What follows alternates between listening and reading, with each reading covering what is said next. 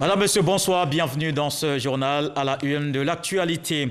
Dès cette semaine, arrivée des premières livraisons de doses de vaccins contre la Covid-19 en Côte d'Ivoire. C'est ce qu'a annoncé Sidi Tiemoko Touré, le porte-parole du gouvernement, à l'issue du Conseil des ministres de ce mercredi. Au cours de la rencontre, plusieurs autres décisions prises telles que le recrutement à la fonction publique des personnes en situation de handicap. Alain Dogou et Yapi Yapo avaient suspendu leurs activités au sein de la commission centrale de la CEI.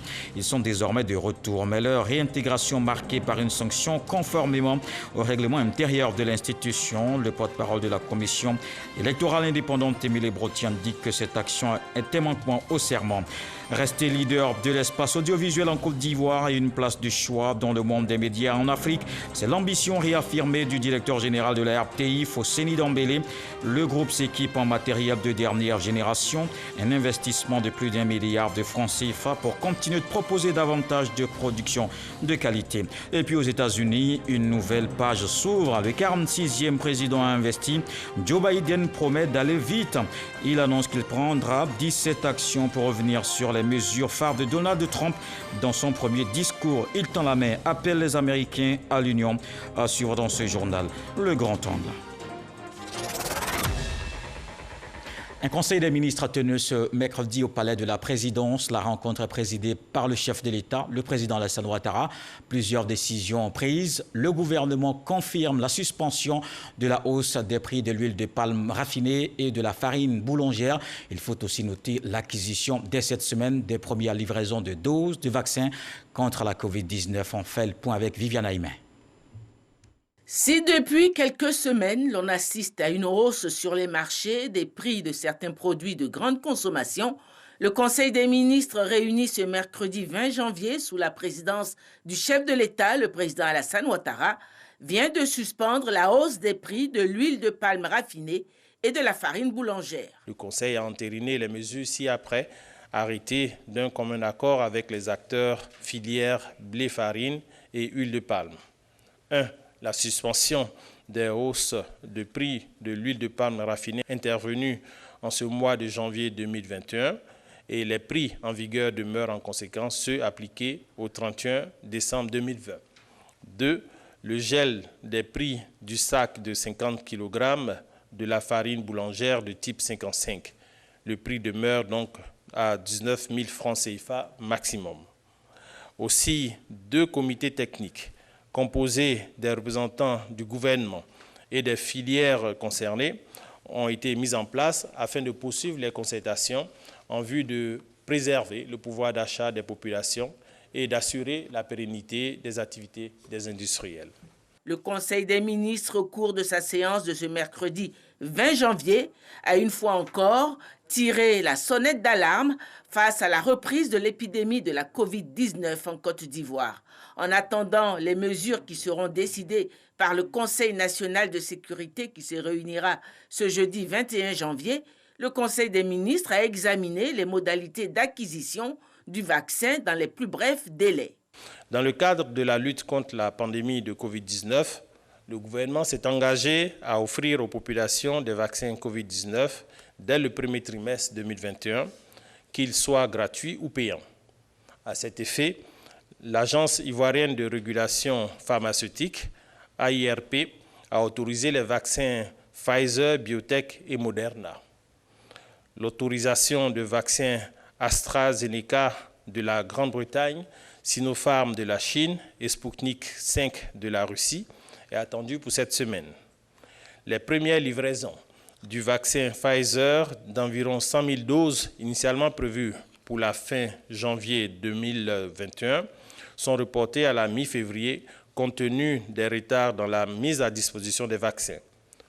Toutefois, le Conseil maintient le calendrier prévu pour la campagne de vaccination et a instruit le ministre chargé de la Santé et l'ensemble des ministres concernés à l'effet de poursuivre les préparatifs du dispositif de la campagne. Le Conseil a en outre donné son accord pour la poursuite des opérations de soutien aux entreprises, PME et ménages les plus vulnérables dans le cadre de la Covid-19. Les opérations de soutien aux entreprises et aux populations impactées par la Covid-19 se poursuivront en 2021 au regard de la persistance de la pandémie et de la reprise épidémique. Aussi, pour la gestion 2021, les dotations budgétaires prévues au titre des différents fonds se présentent comme suit. Fonds de soutien aux grandes entreprises, FSGE et FSPME, 110 milliards de francs CFA. Fonds d'appui aux acteurs du secteur informel, 30 milliards de francs CFA. Fonds de solidarité et de soutien d'urgence humanitaire, 40 milliards de francs CFA. Le Conseil a par ailleurs autorisé un nouveau recrutement des personnes handicapées à la fonction publique. Les 200 postes budgétaires de grade D1 à A4 prévus pour la session 2020 ont été pourvus à l'issue de travaux de la commission de recrutement dérogatoire composée de représentants de l'administration publique et de ceux des organisations des personnes handicapées. Ainsi ont été retenus sur 1000 dossiers examinés 100 handicapés moteurs, 35 handicapés auditifs, 35 handicapés visuels et 30 personnes portant des handicaps liés aux troubles du développement.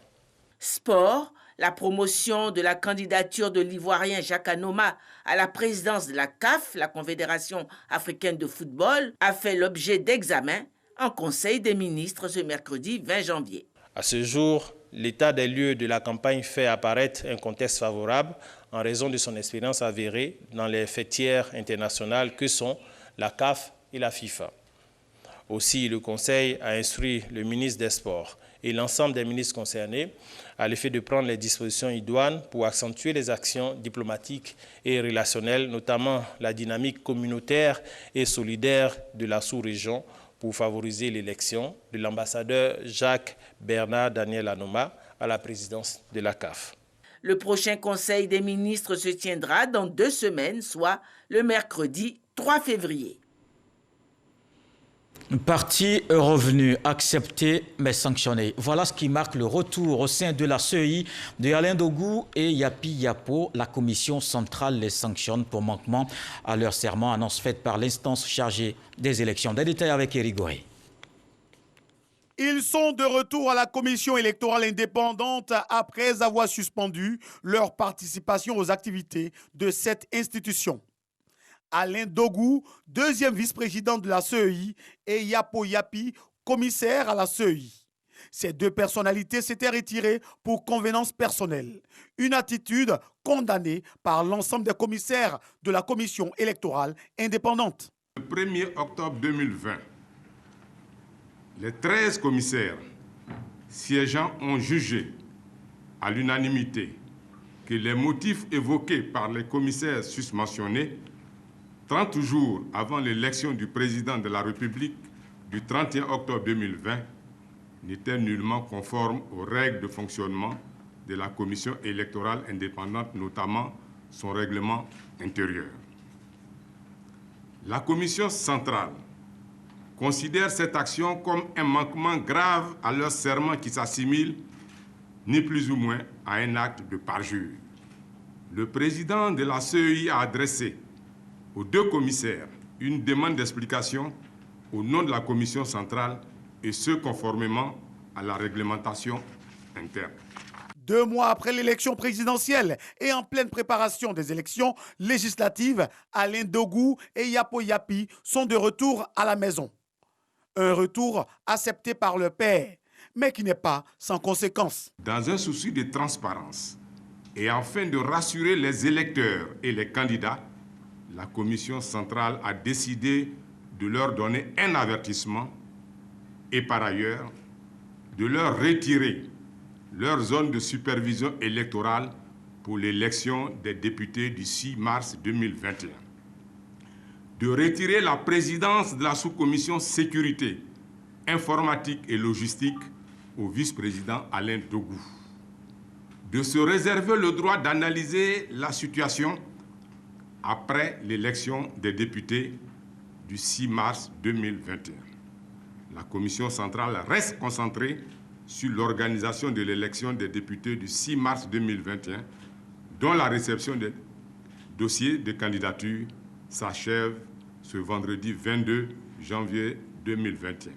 Le vendredi 22 janvier 2021 est donc la nouvelle date de clôture du dépôt des dossiers de candidature pour les législatives 2021. On reste avec la commission électorale indépendante et sur ce plateau, nous recevons le porte-parole de la CEI, M. Émile Ebrotier. Bonsoir. Bonsoir. Vous avez un communiqué à nous livrer, on vous écoute. La commission électorale indépendante informe la communauté nationale et l'ensemble des partenaires au processus électoral que Mme Lagou Henriette Adjoa, commissaire centrale, deuxième secrétaire permanente adjointe, a notifié sa démission de la commission centrale au président de la CEI dans une correspondance en date du 18 janvier 2021. Le président de la CEI en a ensuite informé le bureau et la commission centrale conformément aux tests en vigueur. Le président a pris acte de la démission de Mme Lagou Henriette Adjoa. Il a par conséquent immédiatement instruit le secrétaire permanent de la CEI de décharger l'intéressé de toutes les opérations de la commission électorale indépendante. Conformément à la procédure prévue par les tests, le président de la CEI a saisi le gouvernement par un courrier en date du 19 janvier 2021 au ministre de l'Intérieur et de la Sécurité pour procéder au remplacement du commissaire démissionnaire. La commission électorale indépendante tient à rassurer la communauté nationale et l'ensemble des partenaires au processus électoral que la démission étant prévue par les tests, celle de Mme Lagou Henriette Adjoa n'affecte nullement le bon fonctionnement de la commission électorale indépendante et la parfaite organisation de l'élection des députés du 6 mars 2021, fait à Abidjan le 20 janvier 2021 pour la commission centrale, le premier secrétaire permanent adjoint, porte-parole Émile Ebrotier. Alors, monsieur le porte-parole, vous restez sur le plateau, juste deux petites questions pour comprendre. Est-ce qu'on a les motifs de la démission de Henriette Lagou? Madame Henriette Lagou se présente comme candidate aux élections législatives. Et vous savez très bien que les membres de la commission ne peuvent pas conserver leur poste et en même temps compétir pour les élections. Alors, il y a 15 membres, elle est partie, il reste 14. Est-ce qu'on connaît la suite de la procédure, surtout en ce qui concerne son remplaçant? Pour la suite de la procédure, comme je le disais tantôt, le président de la CEI a adressé une lettre à monsieur le ministre de l'Intérieur et de la Sécurité. Je crois que le Conseil des ministres de ce jour a donné le nom d'une personnalité. Monsieur Doumbia Soumaïla. Voilà, émanant de l'entité dont relève Madame Lagou. Et je pense que quand cette personnalité aura prêté serment, cette personnalité, comme je le disais tantôt, pourra nous rejoindre pour qu'on puisse travailler ensemble. Est-ce qu'on a les dates de la prestation de serment de ce nouveau membre? La prestation de serment, c'est le Conseil constitutionnel qui le détermine. Merci, monsieur Émile Ebrotier, porte-parole de la commission électorale indépendante, d'être passé sur ce plateau. Et moi qui vous remercie. Et l'actualité est aussi marquée par ce qui se passe aux États-Unis. On le voit dans ce grand angle. Joe Biden, le 46e président, a prêté serment. Aujourd'hui, une journée historique marquée par une grande cérémonie sur l'esplanade du National Mall. Donald Trump, absent, avait plutôt dans la journée simplement souhaité bonne chance à l'administration Biden. Alexis Ouedraogo. Your right hand and repeat after me. Main gauche sur la Bible, main droite levée, l'ancien vice-président de Barack Obama prête serment. Joe Biden accède à la Maison-Blanche à 78 ans, à l'issue d'une très longue carrière politique. Avant lui, sa vice-présidente Kamala Harris, 56 ans, a prêté serment. Un acte qui restera gravé dans les livres d'histoire en raison de l'accession pour la toute première fois d'une femme à la vice-présidence des États-Unis. L'ex-sénatrice noire est d'origine indienne.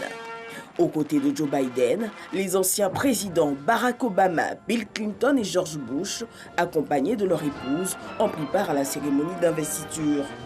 Joe Biden prend la tête d'un pays traversé par des crises profondes au terme du mandat de Donald Trump.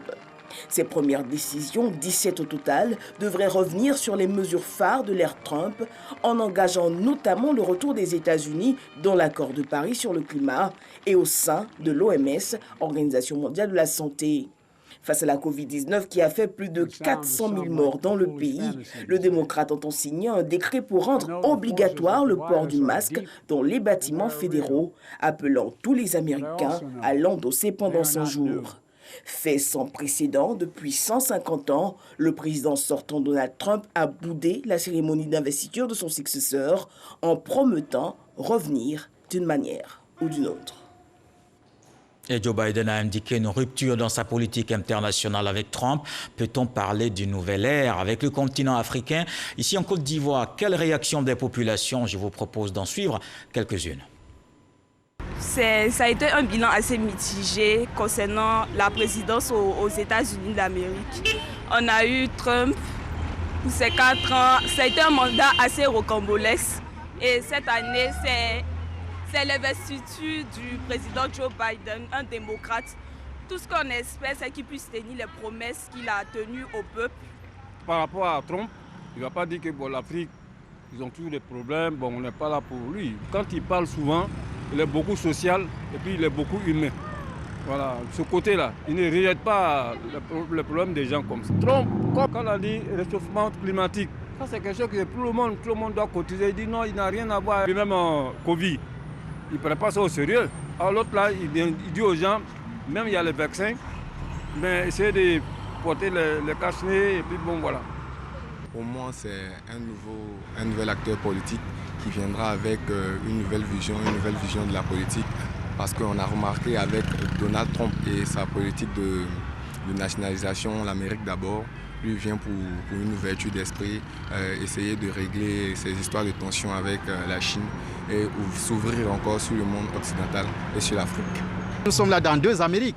Un Amérique qui a gagné des élections et l'autre qui conteste. À la Maison-Blanche, il y aura la passation des sièges, mais à quelques mètres de là, il y aura un autre président qui se revendique la victoire. C'est carrément quelque chose d'inédit de ce qu'on connaît de l'Amérique et de la politique occidentale. Les républicains étaient au pouvoir, ils ont fait leur mandat et après maintenant c'est les démocrates qui reviennent. Quelle que soit la situation qu'on a pu voir à la télévision, le refus de Donald Trump de partir, et tout ce qu'on a pu constater, on a vu que la démocratie a pris le dessus. Cela veut dire que c'est une nation qui respecte ses institutions, qui respecte ses valeurs. Ils sont au-dessus des considérations personnelles et en fin de compte, c'est la démocratie qui prend le dessus. L'administration Biden s'ouvre donc au reste du monde. Retour des États-Unis dans l'accord de Paris sur le climat. Au sein de l'Organisation mondiale de la santé, cette rupture est saluée par les partenaires du pays. L'Europe se réjouit de l'arrivée d'un ami. Alexis Ouedraogo. Quelques heures avant l'investiture de Joe Biden, l'Europe salue la présence d'un nouvel ami à la Maison-Blanche et invite le président américain à une réunion avec les dirigeants de l'Union européenne. Cette cérémonie mémorable sur les marches du Capitole aux États-Unis sera une preuve de la résilience de la démocratie américaine et surtout une éclatante démonstration qu'enfin, après 4 longues années, l'Europe a un ami à la Maison-Blanche. Des propos appuyés par le président du Conseil européen qui entrevoit l'organisation de la réunion européenne en même temps que le sommet de l'OTAN. Au premier jour de son mandat, j'adresse une proposition solennelle au nouveau président des États-Unis. Construisons ensemble un pacte fondateur nouveau pour une Europe plus forte, pour une Amérique plus forte et pour un monde meilleur. Les dates de la rencontre européenne restent encore à fixer en raison de la Covid-19. Et un fait marque cette investiture. Le président sortant n'a pas participé à la passation de pouvoir. Fallait s'y attendre, puisque Donald Trump avait refusé de reconnaître sa défaite à la présidentielle. Il quitte la Maison-Blanche après 4 années à la tête des États-Unis.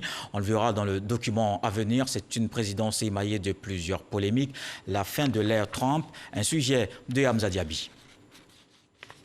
20 janvier 2017, Donald Trump devient le 45e président des États-Unis. L'homme d'affaires, candidat du Parti républicain, animateur télé et novice en politique, déjoue la plupart des pronostics et remporte l'élection présidentielle américaine de novembre 2016 face à Hillary Clinton, pourtant donnée favorite par les sondages. Donald Trump, l'homme le plus puissant de la Terre, contre toute attente. Un mandat contre toute attente également émaillé de polémiques. Il qualifie par exemple Haïti, le Salvador et plusieurs nations africaines de pays de merde. Il tente de démentir, mais la déclaration déclenche une indignation mondiale. Champion des tweets ravageurs, il compare son bouton nucléaire à celui du dirigeant nord-coréen. Propos qui inquiètent à Washington et dans les capitales étrangères. Le sujet du réchauffement climatique n'a pas été épargné. Pendant qu'une vague de froid record touche États-Unis et Canada, selon Trump, cela signifie que le réchauffement climatique n'existe pas. Il vient en ce moment-là d'effarer la communauté scientifique par l'un des tweets dont il a le secret. Les États-Unis restent en émoi face à ces déclarations, face à ces actions. Le pays s'interroge sur la santé mentale de son président. En janvier 2018, il passe sa première visite médicale et la Maison-Blanche annonce qu'il est en excellente santé, mais la question revient régulièrement au gré des extravagances de Trump. Est-il fou? Sorti du livre Fire and Fury. Le commandant en chef y est décrit comme un enfant avec des troubles de l'attention. Le principal intéressé, qui est agacé, finit par réagir. Il se qualifie de génie très équilibré. America First. L'Amérique d'abord. Son slogan. Le président s'applique à le respecter à la lettre. Il claque la porte à plusieurs traités multilatéraux, quitte à faire cavalier seul. Les États-Unis se retirent de l'accord sur le nucléaire iranien et Trump annonce vouloir rétablir une large palette de sanctions à l'encontre de l'Iran. Ce n'est que le début. 12 octobre 2017, le pays de Trump sort de l'UNESCO.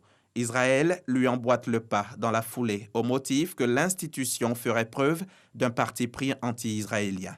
Quelques mois auparavant, en juin 2017, dans le jardin aux roses de la Maison-Blanche, le président américain provoque une onde de choc mondiale, annonçant le retrait des États-Unis de l'accord de Paris sur le climat conclu par 195 pays en 2015. Texte le plus largement et le plus rapidement signé de l'histoire de l'humanité. Trump dénonce un accord très injuste pour son pays et définit le réchauffement climatique comme une invention des Chinois. Les États-Unis mettent fin à leur participation au traité de libre-échange transpacifique. Trump le qualifiait d'accord terrible. Toujours au nom de la défense nationale, Trump lance de nouvelles négociations sur l'ALENA, l'accord de libre-échange nord-américain. Parmi les promesses de campagne pas encore intégralement réalisées figure la construction d'un mur de 1600 km à la frontière mexicaine pour arrêter l'immigration illégale et dont il enverrait la facture au Mexique pour le paiement. Trump affirme aussi vouloir revenir sur le droit du sol ou encore le droit à la torture pour, selon lui, lutter contre le terrorisme. Il instaure le décret anti-immigration interdisant aux citoyens de certains pays à majorité musulmane de séjour aux États-Unis.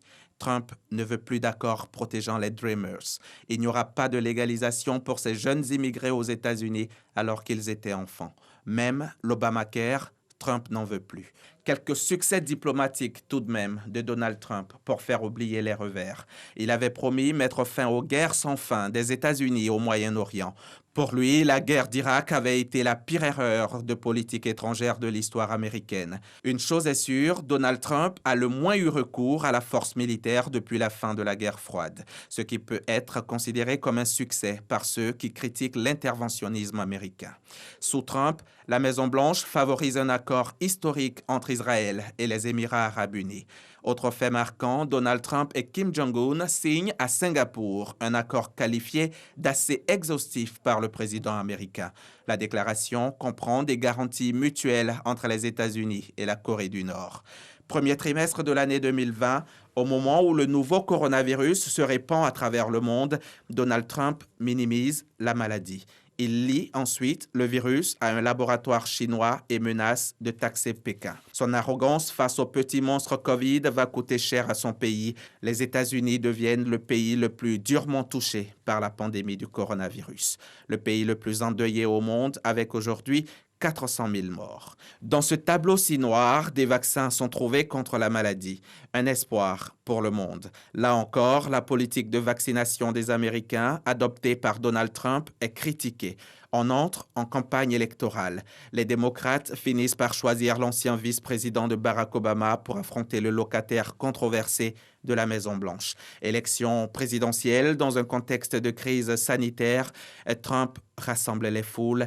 Joe Biden adopte la distanciation physique. Les résultats tombent au compte-gouttes à cause des votes par correspondance qui étaient très nombreux.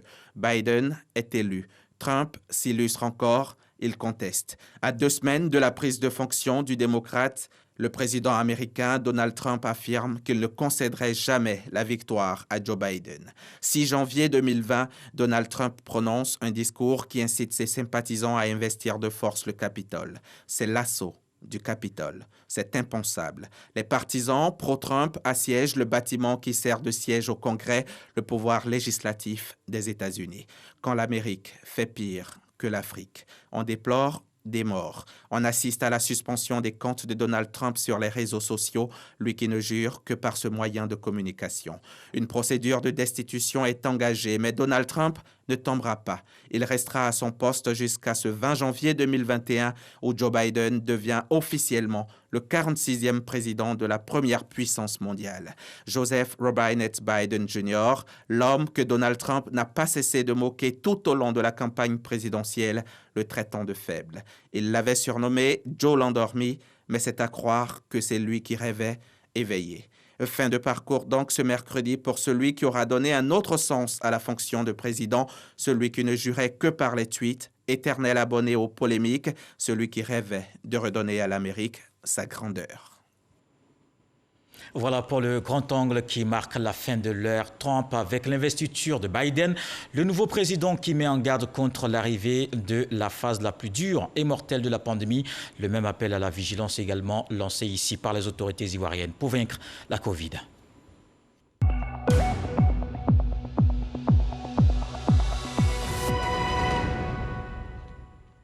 Voici les chiffres de ce mercredi. 214 nouveaux cas de Covid-19 sur 2333 échantillons prélevés, soit 9,2% de cas positifs, 224 guéris et pas de décès. La Côte d'Ivoire compte donc 25 597 cas confirmés, dont 23 867 personnes guéries, 142 décès et 1588 cas actifs.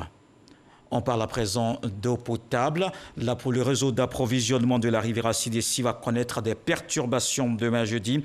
Des travaux seront effectués sur le site qui vont causer des désagréments. La SODECI et l'ONAD invitent les populations à prendre les dispositions. Grâce Kando. Les ménages des différents quartiers de la Riviera et de Mputo, Mbadon et Akwedo auront du mal à s'approvisionner en eau potable ce jeudi. La raison ? Des travaux seront effectués sur le réseau des déserts de la Riviera SIDECI au profit des travaux de drainage de la Riviera Palmeraie. Ces travaux consistent à abandonner un tronçon d'approvisionnement d'eau potable, à poser un nouveau réseau. Et pendant les travaux de piquage, c'est de raccordement de ces 2 réseaux-là, donc l'ancien et le nouveau-là, qu'il y aura interruption du service d'eau potable. Les travaux démarreront demain. À partir de 8 heures, on est prêt pour commencer et ces travaux-là vont durer à peu près 10 heures. C'est un ouvrage d'une capacité qui est supérieure donc, à l'ouvrage qui existe. Okay. Donc en plus, ça va venir renforcer et sa capacité est encore supérieure. Donc on va voir. Tout ce qu'on fait, c'est de réduire au maximum l'inondation. De grands ouvrages en perspective, cette perturbation du ravitaillement en eau potable dans la commune de Cocody va durer une journée. Dans l'actualité politique ce soir, le ministre Pascal Kokouabinan, coordonnateur régional RHDP de l'Indénié Djoablin, en tournée. Il mobilise les militants de son parti dans le département d'Anibi-Lécrou. Il prône aussi la paix, la cohésion sociale pour le développement de la région. Mamadou Kwasi. Des diplômes d'honneur remis à ces militants RHDP de la sous-préfecture d'Akoboissoué, dans le département d'Anibi-Lécrou. Ils sont distingués par le coordonnateur régional Pascal Kokouabinan pour leur engagement ainsi que leur contribution à la victoire du président Alassane Ouattara le 31 octobre dernier. Une distinction qui sonne comme un encouragement dans le combat quotidien de la promotion des valeurs du RHDP. Ce que nous voulons dire au président, c'est de continuer de se battre encore pour faire la Côte d'Ivoire une locomotive de la sous-région, pour faire la Côte d'Ivoire un grand pays d'Afrique. Et c'est ce qu'il a fait, c'est ce qu'on veut qu'il continue de faire. On était avec le président, on est avec le président, on sera toujours avec le président. Cette journée d'hommage au président Alassane Ouattara a été l'occasion choisie par les 56 militants du FPI de cette sous-préfecture de faire leur adhésion au RHDP. Nous étions FPI depuis 2010. Aujourd'hui, nous avons vu la relation que le président Alassane Ouattara a fait pour nous ici. Nous quittons les FPI pour rejoindre la grande famille RHDP. Le ministre Pascal Koko Abina, coordonnateur régional du RHDP de l'Indéné-Duablin, s'est félicité du climat de paix qui prévaut dans le village de Siakakro en particulier et dans toute la région générale. Il invite les populations à maintenir ce climat de paix et à s'investir pour la victoire des candidats du RHDP aux prochaines législatives. C'est bien d'avoir voté le président et il faut lui donner une majorité de députés pour qu'il puisse faire passer ses projets. Nous voulons accompagner le président pour qu'il puisse gouverner tranquillement. Et c'est ce qui va être fait. Il faut que nous soyons parmi les régions qui vont donner beaucoup de députés au RHDP et au président. Abordant la question des actions de développement, le ministre Pascal Koko Abina, par ailleurs président de la région de l'Indéné-Duablin, a rassuré la population de la prise en compte de toutes leurs préoccupations en termes d'infrastructures scolaires et sanitaires, ainsi que le reprofilage de tous les axes routiers. Après Siakakro, le coordonnateur régional du RHDP et ses délégués mettront le cap sur d'autres localités de la région pour saluer la victoire du président Alassane Ouattara et surtout mobiliser les militants pour les législatives du 6 mars 2021. La direction générale de la RTI va continuer de proposer davantage de production de qualité.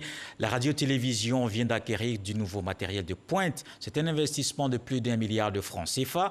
Fosseni Dambélé, directeur général de la RTI, réaffirme les ambitions du groupe, rester leader dans l'espace audiovisuel en Côte d'Ivoire et une place de choix dans le monde des médias en Afrique. Walter Amadou Ouattara.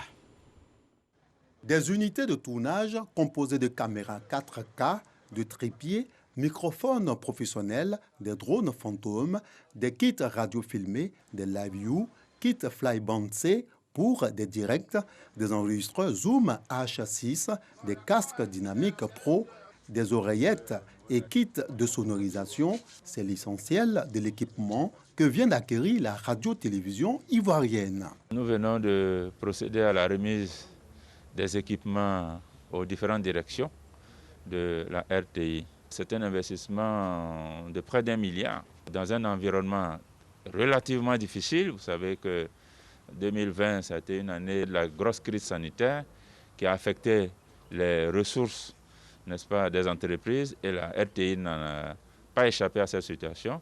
Mais malgré cela, et nous avons tenu avec nos collaborateurs travailler d'arrache-pied pour que ces équipements-là soient là. La performance de la RTI va se ressentir. La RTI est sollicitée un peu partout et tout le temps. Et il faut avoir une capacité de production, une capacité de réaction pour satisfaire les énormes besoins. Avec ces équipements de dernière génération, la RTI compte efficacement faire face aux challenges actuels et défis futurs. Dans ce groupe RTI, il aura marqué de son empreinte toute une génération de passionnés de ce métier. Son style avant-gardiste est aujourd'hui une source d'inspiration. Roger Edmond Fulgence Cassi, animateur vedette de la RTI, décédé le 20 janvier 1989. RFK, comme on l'appelait, aura su réinventer la télévision. Nandjele, Podium, Première Chance, Diamboré et bien d'autres productions qui portent sa marque intemporelle. RFK, 32 ans qu'il a laissé le micro, la RTI qui lui rend hommage aujourd'hui, continue de servir la population.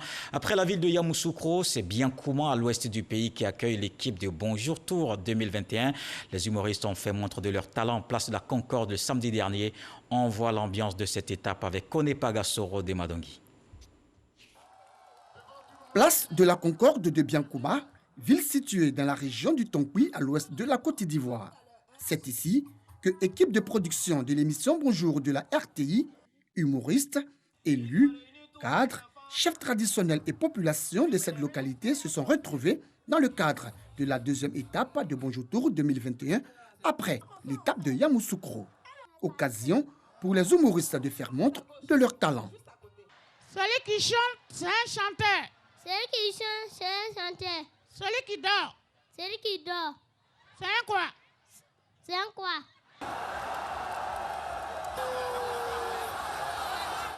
Le directeur général de la RTI, M. Fosseni Dambélé, vous dit merci d'être là. Vous savez, c'est ça la Côte d'Ivoire, être ensemble, cette cohésion. Bonjour, c'est ça, la convivialité. Bonjour Tourou Biankouma, une aubaine pour le général Vagondo, ministre de l'Intérieur et de la Sécurité, parrain de cette deuxième étape, de féliciter la RTI et son directeur général, Fosseni Dambélé, pour l'initiative avant d'inviter l'ensemble des populations de Biankouma à la cohésion, à l'union et à la solidarité. Chers parents, permettez que je vous dise simplement ma joie de vous voir si nombreux ce soir pour commencer l'année en beauté et dans le bonheur. Je voudrais souhaiter aux uns et aux autres une excellente année 2021, mais aussi et surtout un excellent spectacle. Le public s'est réjoui d'avoir pu communier avec ses humoristes préférés. C'est comme ça qu'ils ont posé la question à un petit Yacouba. On dit, toi, c'est quoi ta ville de rêve? Il dit, ma ville de rêve, c'est Amsterdam. On dit, viens écrire au tableau. Il dit, c'est Biankouma. À l'issue de ce grand rendez-vous du rire, les populations ont eu droit à un feu d'artifice offert par le ministre Vagondo qui avait à ses côtés le préfet du département de Biankouma. Après Biankouma, l'équipe de production sera ce vendredi 22 janvier à Aboissau et le samedi 23 janvier à Tiasalé. En sport football, on parle du championnat d'Afrique des Nations. Le Cameroun et le Mali ont ouvert la journée des matchs de poule malgré la volonté des deux pays de remporter le duel. La rencontre s'est soldée par un nul 1-1. Le résumé avec Jean-Sylvain Resso. Le Cameroun et le Mali devront attendre la troisième et dernière journée de poule avant de valider leur billet pour les quarts de finale du CHAN. Dans le duel des vainqueurs de la première journée, les deux équipes n'ont pu faire mieux qu'un match nul. La rencontre commence bien pour le pays hôte avec cette tête heureuse de Charles Salomon Banga à la 6e minute. Marqué sur une balle arrêtée, le Mali en est également capable. Sur un coup franc, Siaka Samake fait admirer son pied droit. 1-1 à la pause. Les seules sensations de la seconde période interviennent aux 63e et 64e minutes. La belle séquence camerounaise à 3 finit malheureusement sur la barre transversale du portier malien. Dans la continuité de l'action, Moussa Kone échoue face à Achou, le portier camerounais. Score final, 1-1. Ce nul permet aux deux pays de garder avec 4 points les deux premières places du groupe A. Dans le reste de l'actualité, en Libye, au moins 43 morts après le naufrage d'une embarcation de migrants. 10 autres personnes ont été secourues selon un bilan annoncé par l'ONU au lendemain du drame. Dans un communiqué conjoint, l'Organisation internationale pour les migrations et le Haut Commissariat des Nations Unies pour les réfugiés se disent profondément attristés par ce drame. C'est le premier de 2021 en Méditerranée centrale. Le bateau avait embarqué aux premières heures de la journée depuis la ville de Zaouïa à l'ouest de Tripoli. Selon l'ONU, le moteur du navire se serait arrêté quelques heures après le départ et l'embarcation a chaviré en raison de l'état de la mer. Ce journal est terminé. Merci de l'avoir suivi. Retour de l'actualité 23h avec Marine Cognan. Ce soir, le sage dit que quand on fait une chute dans la boue, on ne peut nier qu'on s'est sali. Dieu le voulant, on se retrouve demain.